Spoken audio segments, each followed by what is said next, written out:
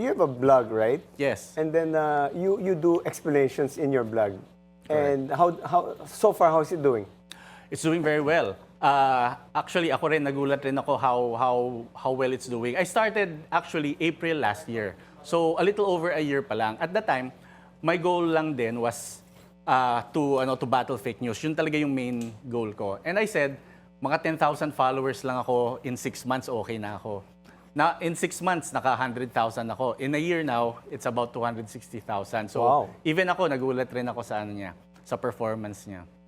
So okay yun, ano? O nga, question lang, by simplifying yung pag-explain ng law, hindi ba nawawala minsan yung context or yung essence ng law?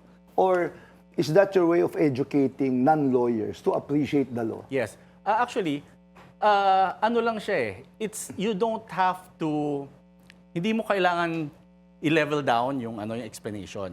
You just translate it to, I believe naman yung mga, yung mga viewers natin, matatalino naman yan eh. So, hindi ko siya, nile-level down yung explanation. I just explain it in a way that I would talk to maybe a fellow lawyer sa nagkakape kami. Ganon yung aking I'm explanation. curious right now because we're moving towards 2028 and we have Thomas Jefferson once said, or at least it was attributed to him, an enlightened electorate is a prerequisite to democracy.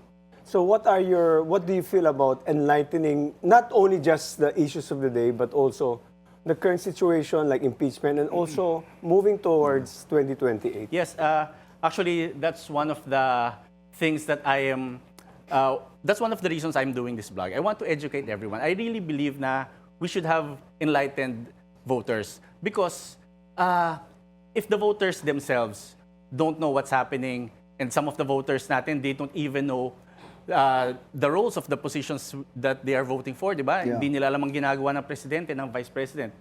It doesn't work.